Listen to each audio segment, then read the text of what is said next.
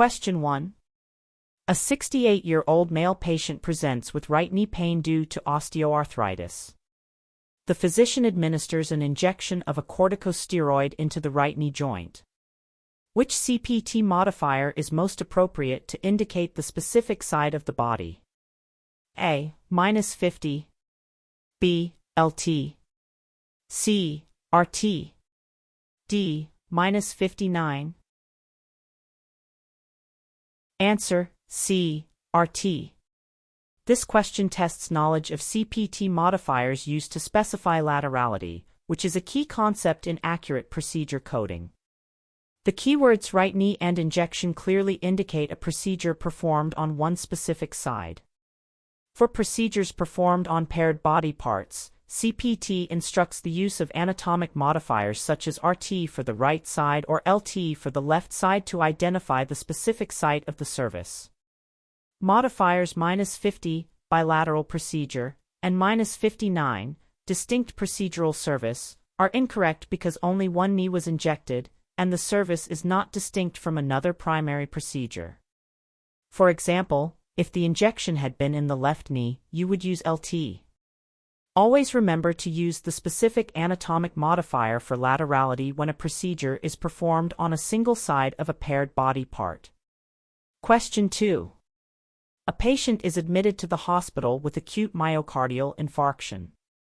During the hospital stay, the patient develops pneumonia that is documented as hospital-acquired. Which is the correct sequencing for these diagnoses? A. Acute myocardial infarction, followed by hospital-acquired pneumonia. B. Hospital-acquired pneumonia, followed by acute myocardial infarction. C. Both diagnoses can be primary depending on the principal reason for admission. D. Only the acute myocardial infarction should be coded. Answer: A. Acute myocardial infarction, followed by hospital-acquired pneumonia.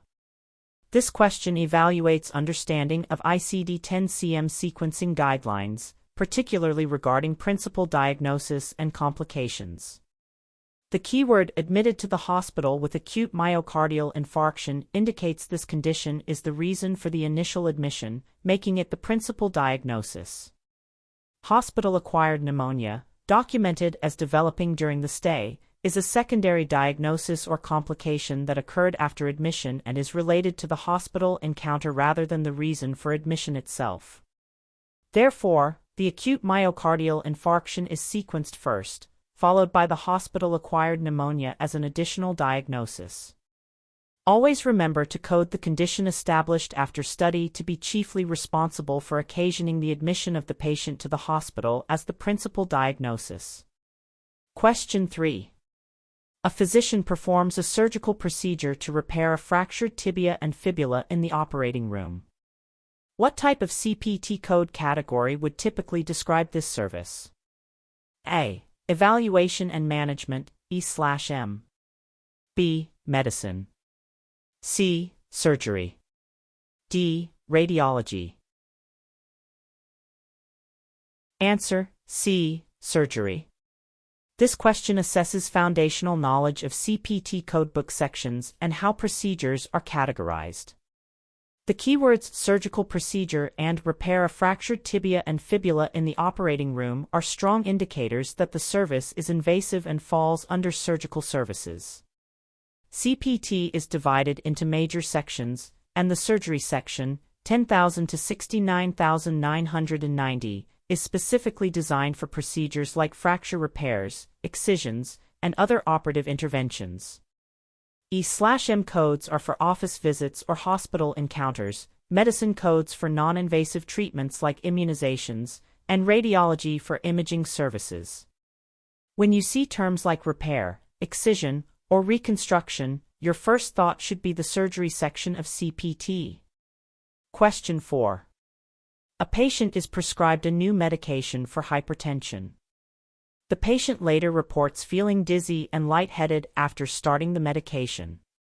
The physician assesses the patient and confirms that these symptoms are due to an adverse effect of the medication. What is the correct type of external cause code to use for this scenario in ICD-10-CM? A. Poisoning, accidental, unintentional. B. Underdosing. C. Adverse effect. D. Toxic effect. Answer: C. Adverse effect. This question tests the understanding of specific external cause codes in ICD-10-CM, a common area of confusion. The keywords prescribed a new medication, dizzy and lightheaded, and adverse effect of the medication are crucial.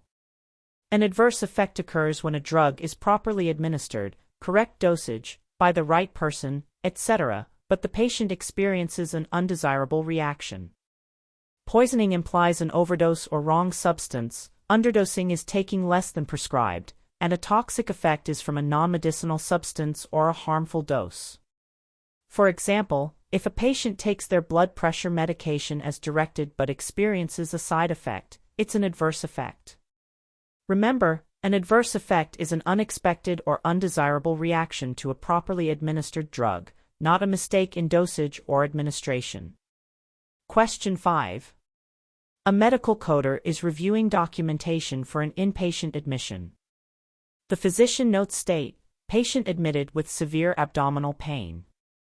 Rule out appendicitis versus diverticulitis. After a full diagnostic workup, the final diagnosis is confirmed as acute appendicitis. What is the principal diagnosis for this encounter?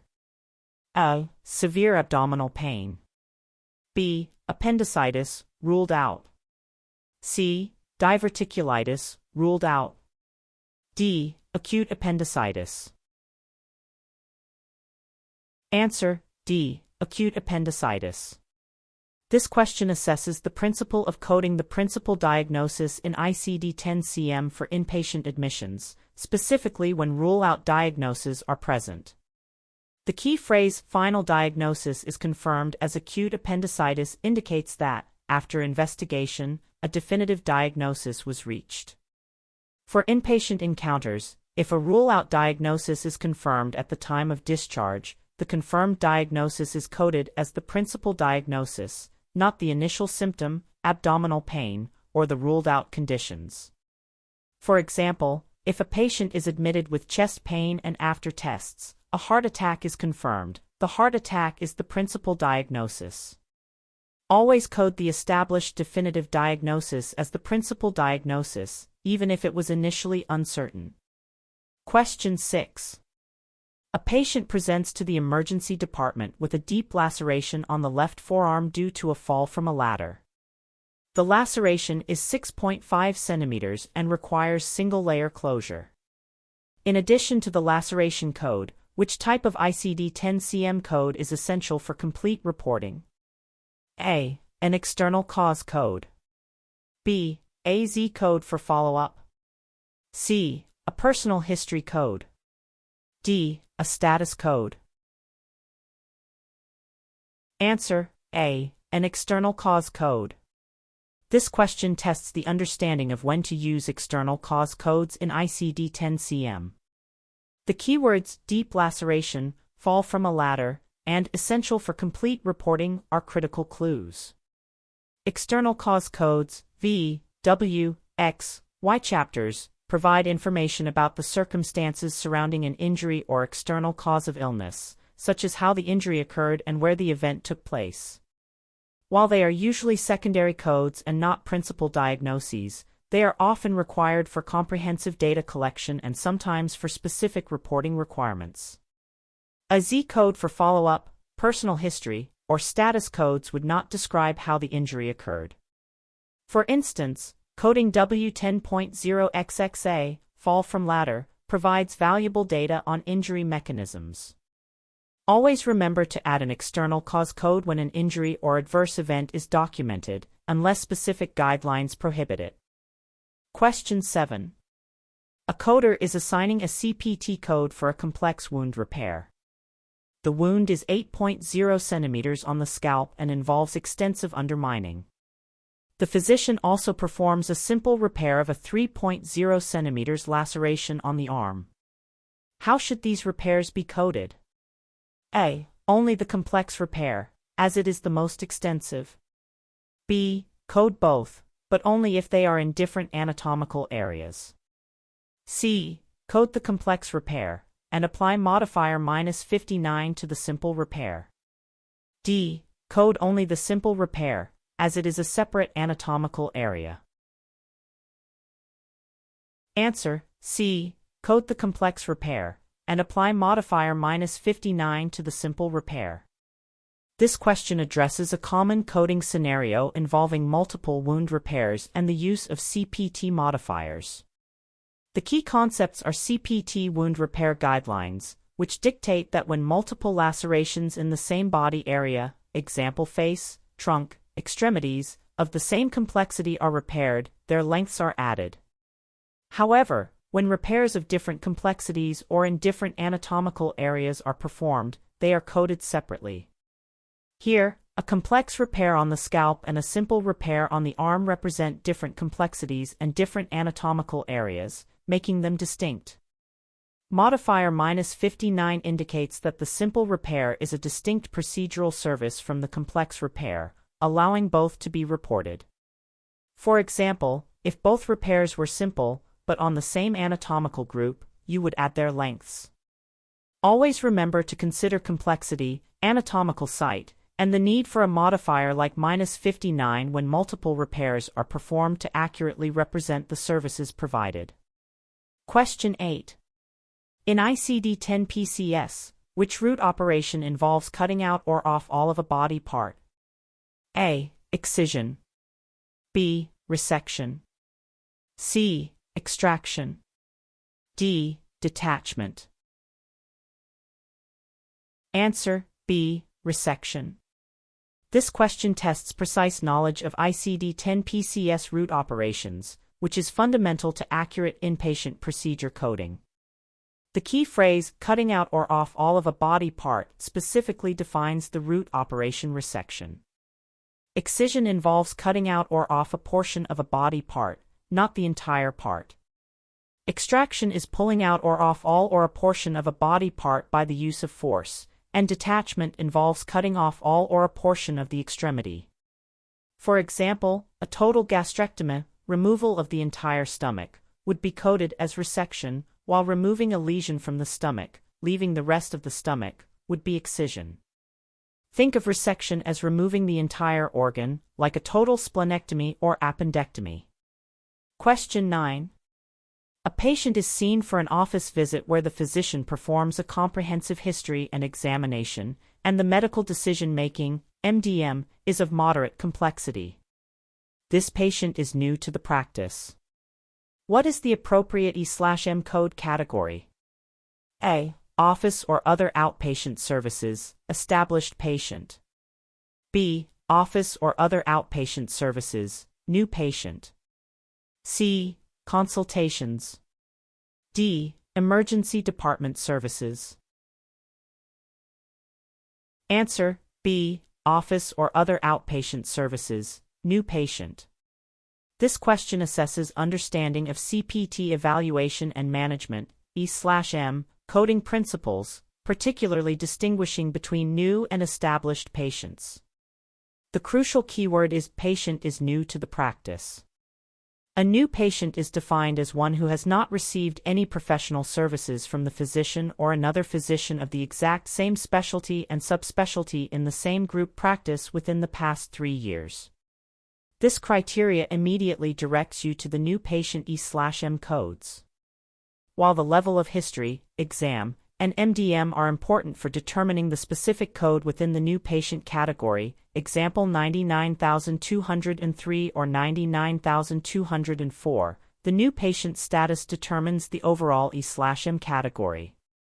For example, if the patient had been seen by the same physician 2 years prior, they would be an established patient. Always prioritize whether the patient is new or established first when selecting an E/M code for office visits.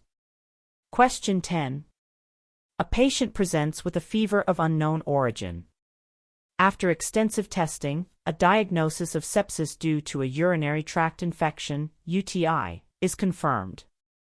How should these diagnoses be sequenced in ICD-10 CM? A. R50.9, fever, unspecified, followed by N39.0, UTI, and A41.9, sepsis, unspecified organism. B. A41.9, sepsis, unspecified organism, followed by N39.0, UTI. C. N39.0, UTI, followed by A41.9, sepsis, unspecified organism. D. A41.9, sepsis, unspecified organism, followed by N39.0, UTI, and then R50.9, fever. Answer: B. A41.9, sepsis, unspecified organism, followed by N39.0, UTI. This question tests the specific ICD-10-CM guideline for coding sepsis. The key phrase is sepsis due to a urinary tract infection is confirmed. According to the ICD-10-CM official guidelines for coding and reporting, when sepsis or severe sepsis is documented with an associated localized infection, example UTI, pneumonia, the sepsis code, example A41.9, should be sequenced first, followed by the code for the localized infection, example N39.0. The initial symptom, fever, is not coded once the definitive diagnosis of sepsis and its cause are established. For example, if a patient has pneumonia that leads to sepsis, you code sepsis first, then pneumonia. Always prioritize coding the sepsis first when a causal relationship with a localized infection is documented. Question 11. Which of the following is an example of a HCPCS Level 2 code? A. 99213, office or other outpatient visit. B. G0439, annual wellness visit, subsequent. C. J1100, injection, dexamethasone sodium phosphate, 1 mg. D. Both B and C. Answer: D. Both B and C. This question assesses understanding of the different types of HCPCS codes. HCPCS stands for Healthcare Common Procedure Coding System and includes Level 1, CPT codes, and Level 2 codes. HCPCS Level 2 codes are alphanumeric codes that typically begin with a letter followed by 4 numbers, and they are used to report services, supplies, drugs, and durable medical equipment not covered by CPT codes. Both G codes, like G0439 for annual wellness visits, and J codes, like J1100 for injectable drugs, are examples of HCPCS Level 2 codes. CPT codes, such as 99213, are considered HCPCS Level 1 codes. Recognizing that G and J codes fall under HCPCS Level 2 is crucial for reporting non-physician services, medical supplies, and drugs. Question 12. A patient undergoes a colonoscopy during which a malignant polyp is found and removed by snare technique. The entire procedure was diagnostic initially, but became therapeutic. What is the correct modifier to append to the colonoscopy code to indicate that a diagnostic procedure became therapeutic? A. -50. B. -51. C. -33. D. PT. Answer: D. PT. This question tests a very specific CPT modifier used for endoscopic procedures that transition from diagnostic to therapeutic, which is a common area of confusion. The keywords colonoscopy, malignant polyp is found and removed, and diagnostic initially, but became therapeutic are key. Modifier PT is specific to Medicare and some other payers to identify when a screening colonoscopy, G0121, or sigmoidoscopy becomes a diagnostic/therapeutic procedure due to findings. While other modifiers like -51, multiple procedures, or -50, bilateral, exist, they do not convey this specific scenario. Modifier -33 is used for preventive services. For instance, if a screening colonoscopy identifies a polyp that is removed, the procedure is reported with the diagnostic/therapeutic code and modifier PT. Always remember to check payer-specific guidelines for modifiers, as PT is primarily a Medicare requirement. Question 13. Which of the following is a key component of medical decision-making, MDM, in E/M coding? A. Review of systems. B. Number and complexity of problems addressed.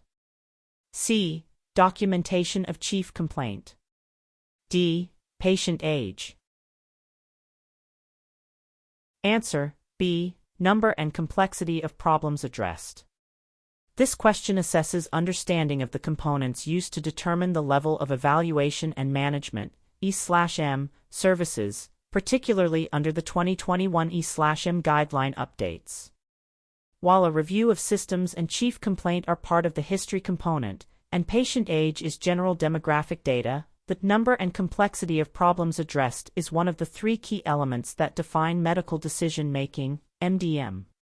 The other two MDM elements are amount and/or complexity of data to be reviewed and analyzed and risk of complications and/or morbidity of patient management. MDM is a primary driver for E/M leveling, especially after the 2021 changes. For example, managing multiple chronic conditions with exacerbations indicates higher complexity. Remember that MDM focuses on the cognitive work involved in assessing and managing the patient's condition. Question 14. A patient is prescribed ibuprofen 800 mg for knee pain. However, the patient mistakenly takes a double dose, 1,600 mg, and experiences severe gastrointestinal upset. How would this scenario be coded in ICD-10-CM? A. Adverse effect of ibuprofen. B. Underdosing of ibuprofen. C. Poisoning by ibuprofen, accidental, unintentional. D. Toxic effect of ibuprofen. Answer: C. Poisoning by ibuprofen, accidental, unintentional. This question differentiates between adverse effects, underdosing, and poisoning in ICD-10-CM. The crucial keywords are mistakenly takes a double dose and experiences severe gastrointestinal upset. When a patient takes more medication than prescribed, whether intentionally or unintentionally, it is considered poisoning, not an adverse effect. An adverse effect occurs when the drug is taken correctly but still causes a reaction. Underdosing is taking less than prescribed. A toxic effect usually refers to a harmful substance, not typically a prescribed medication taken incorrectly. For example, if someone takes too many pain pills by mistake, it's poisoning. Always remember, if the dose is incorrect or the substance is wrong, think poisoning. If the dose is correct but a reaction occurs, think adverse effect. Question 15. A surgeon performs a total colectomy, which involves the removal of the entire colon. Which root operation in ICD-10 PCS best describes this procedure? A. Excision. B. Resection. C. Extraction. D. Division. Answer: B. Resection. This question specifically tests the understanding of ICD-10 PCS root operations, particularly differentiating between total and partial removal. The phrase removal of the entire colon is the key indicator. Resection, in ICD-10 PCS, means cutting out or off all of a body part, whereas excision means cutting out or off a portion of a body part. Extraction implies pulling out, and division involves cutting into a body part to separate it. For example, an appendectomy, removal of the entire appendix, is a resection, while removing only a polyp from the colon would be an excision. When the entire organ is removed, resection is the correct root operation. Question 16. A patient has a chronic condition, type 2 diabetes mellitus, which is poorly controlled. The physician documents diabetic retinopathy with macular edema due to type 2 diabetes. What is the correct sequencing of codes in ICD-10-CM? A. E11.9, type 2 diabetes mellitus without complications, followed by H36.811, diabetic macular edema, right eye. B. E11.351, type 2 diabetes mellitus with proliferative diabetic retinopathy with macular edema, right eye. C. H36.811, diabetic macular edema, right eye, followed by E11.9, type 2 diabetes mellitus without complications. D. E11.69, type 2 diabetes mellitus with other specified complication, followed by H36.811, diabetic macular edema, right eye. Answer: B. E11.351, type 2 diabetes mellitus with proliferative diabetic retinopathy with macular edema, right eye. This question tests the use of combination codes in ICD-10-CM, particularly for diabetes with complications. The keyword diabetic retinopathy with macular edema due to type 2 diabetes is crucial. ICD-10-CM includes combination codes that link a diagnosis with an associated complication or manifestation when that relationship is clearly documented. For diabetes, there are specific codes that combine the type of diabetes with various complications like retinopathy or neuropathy. Coding E11.351 directly captures the type 2 diabetes, the proliferative retinopathy, and the macular edema in a single code. It is incorrect to code the diabetes and the complications separately if a combination code exists, or to use a code indicating no complications, E11.9. This simplifies coding by providing a single code that fully describes the condition and its manifestation. Question 17. A patient presents with a deep decubitus ulcer, pressure ulcer, on the sacrum, documented as stage 4. What is the correct approach to coding this in ICD-10-CM? A. Code only the ulcer, as it's a primary condition. B. Code the ulcer, and additionally code any associated pain. C. Code the ulcer using the combination code that specifies site and stage. D. Code the ulcer, and then use a separate code for the site, example sacrum. Answer: C. Code the ulcer using the combination code that specifies site and stage. This question tests the application of combination codes in ICD-10-CM for pressure ulcers. The keywords deep decubitus ulcer, sacrum, and stage 4 are essential. ICD-10-CM provides specific combination codes in category L89 that include both the anatomical site, example sacrum, and the stage, example stage 4, of the pressure ulcer within a single code. It is not necessary or correct to code the site separately when a combination code exists. For example, L89.154 would be the specific combination code for a pressure ulcer of the sacral region, stage 4. Always look for a single, comprehensive combination code when documentation provides multiple pieces of information that can be combined. Question 18. During a CPT procedure, a physician performs a service that is typically considered an integral part of the main procedure, but due to unusual circumstances, it required significant additional work and was documented as separately identifiable. Which modifier might be appropriate to convey this to the payer? A. -22. B. -25. C. -59. D. -79. Answer: A. -22. This question probes the nuanced use of CPT modifiers, specifically for increased procedural services. The keywords integral part of the main procedure, unusual circumstances, significant additional work, and separately identifiable point directly to modifier -22, increased procedural service. Modifier -22 is appended to a CPT code to indicate that the service provided was substantially greater than typically required.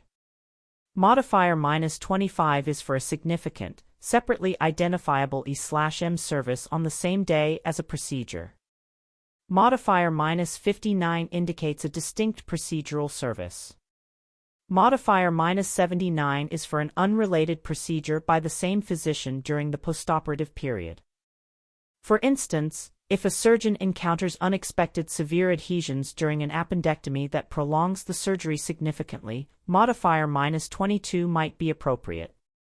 Always remember to use modifier -22 when the service performed was exceptionally difficult or time-consuming compared to the typical service.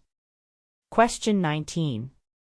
A patient is undergoing chemotherapy for breast cancer.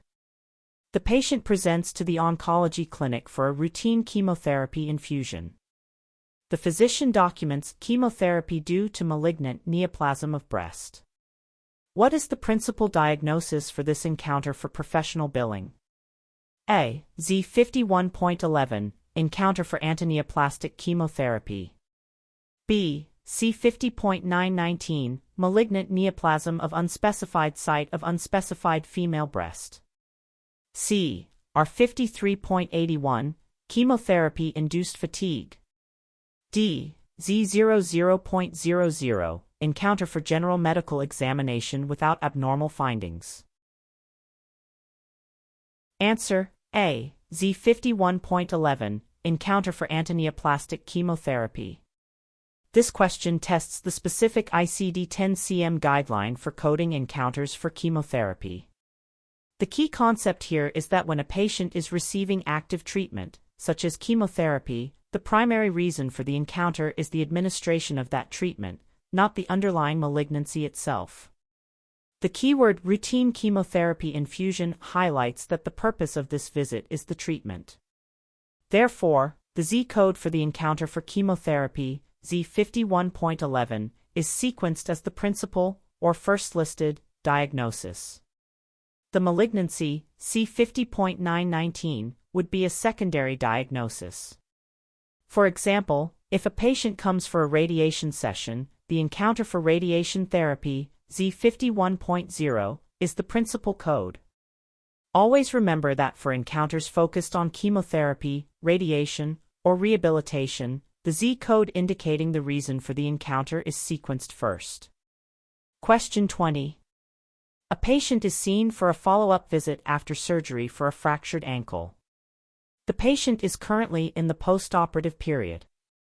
The physician addresses a new, unrelated medical problem, example acute bronchitis, during this visit. What CPT modifier would be appropriate for the E/M service? A. -24. B. -58.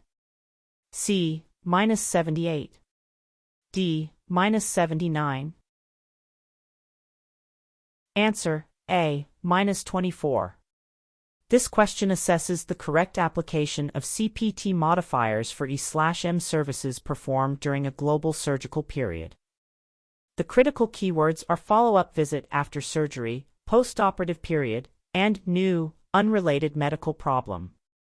Modifier -24, unrelated evaluation and management service by the same physician during a postoperative period, is used to indicate that an E/M service was provided during the postoperative period of a previous surgery but was unrelated to that surgery. Modifier -58 is for a staged or related procedure during the postoperative period. Modifier -78 is for an unplanned return to the operating room for a related procedure during the postoperative period.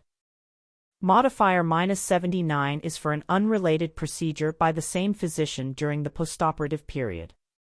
For example, if a surgeon sees a patient for a post-op checkup for a broken arm, and also treats their new strep throat, the E/M for the strep throat would get a -24 modifier. Always use modifier -24 when the E/M service during the post-op period is for a new, unrelated condition. Question 21. A patient presents for a diagnostic MRI of the brain without contrast. The radiologist interprets the images and dictates a report. Which component of the MRI service is typically reported by the radiologist? A. Technical component. B. Professional component. C. Global component. D. Supervision component. Answer: B. Professional component. This question tests understanding of the components of radiology billing. The keywords radiologist interprets the images and dictates a report point specifically to the professional component of a radiology service. The professional component, modifier -26, represents the physician's work in supervising the test, interpreting the results, and preparing a written report. The technical component, modifier TC, covers the costs associated with the equipment, supplies, and non-physician personnel. A global component includes both. For example, if a hospital owns the MRI machine and employs the technologist, they bill the technical component, while the independent radiologist bills the professional component for reading the images. Remember, the professional component is the brainwork of interpreting the imaging study. Question 22. Which of the following best describes the purpose of the National Correct Coding Initiative, NCCI, edits? A. To ensure appropriate reimbursement for durable medical equipment. B. To prevent inappropriate payment for services that should not be reported together. C. To define medical necessity for all CPT codes. D. To establish payment rates for inpatient hospital services. Answer: B. To prevent inappropriate payment for services that should not be reported together. This question focuses on the essential role of NCCI edits in compliance and accurate coding. The primary purpose of the National Correct Coding Initiative, NCCI, edits, developed by CMS, is to promote correct coding methodologies and to control improper coding that leads to inappropriate payment in Part B claims. NCCI edits are designed to prevent unbundling of services that are integral to a primary procedure or are performed together and should be reported with a single code. They do not set payment rates or define medical necessity for all codes. For example, NCCI edits might bundle a minor lesion excision with the E/M visit on the same day if the excision was the only service performed. Understanding NCCI edits is crucial for ensuring services are appropriately reported and avoiding denials. Question 23. A patient is seen for a comprehensive preventative medicine visit. During the visit, the physician identifies and addresses a new, significant medical problem, example new onset of uncontrolled hypertension, that requires substantial additional work beyond the preventative service. How should this encounter be coded? A. Only the preventative medicine code. B. The preventative medicine code and a separate E/M code for the significant problem with modifier -25. C. The preventative medicine code and a separate E/M code for the significant problem with modifier -59. D. Only the E/M code for the new problem, as it is more complex. Answer: B. The preventative medicine code and a separate E/M code for the significant problem with modifier -25. This question addresses the coding of concurrent preventive and problem-oriented E/M services. The key concepts are comprehensive preventative medicine visit and new, significant medical problem that requires substantial additional work. When a physician performs a preventive medicine service, example annual physical, and also addresses a significant, separately identifiable problem on the same day, both services can often be reported. The preventive medicine code is reported, and a separate, problem-oriented E/M code, example 9920X or 9921X, is also reported for the additional work, with modifier -25 appended to the E/M code to indicate it was a significant, separately identifiable service from the preventive visit. For example, if during an annual physical, a patient complains of chest pain and the doctor performs a full workup leading to a new cardiac diagnosis, both the physical and the E/M for the cardiac workup can be billed. Remember, modifier -25 is key when a distinct E/M service occurs on the same day as another E/M or minor procedure. Question 24.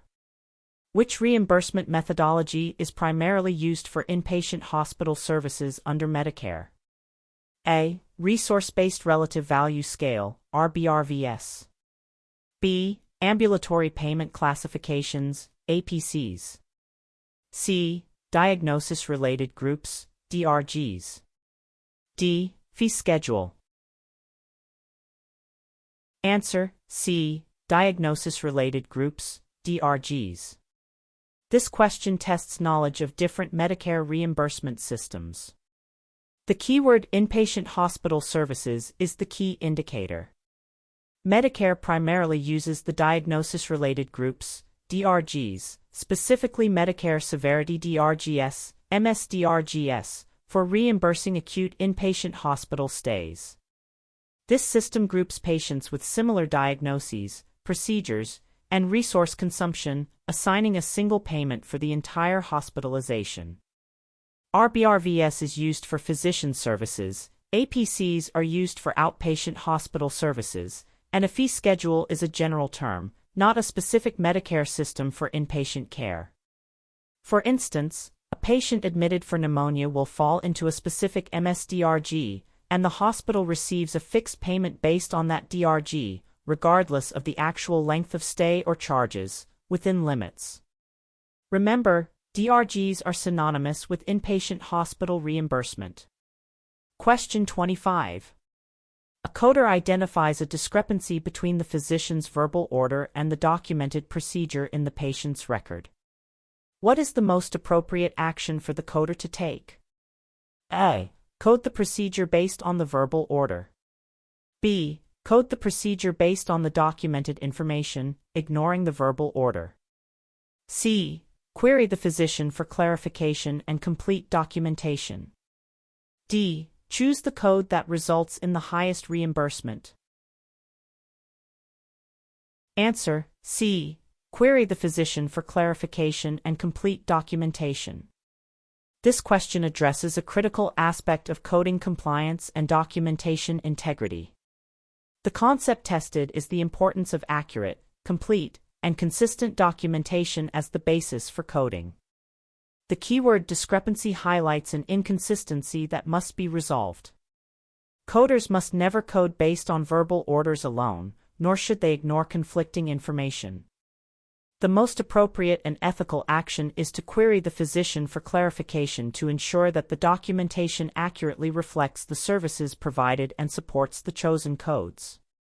This ensures data integrity and compliance. For example, if the surgeon dictated exploration but the operative report described a repair, a query is necessary to confirm the actual procedure performed.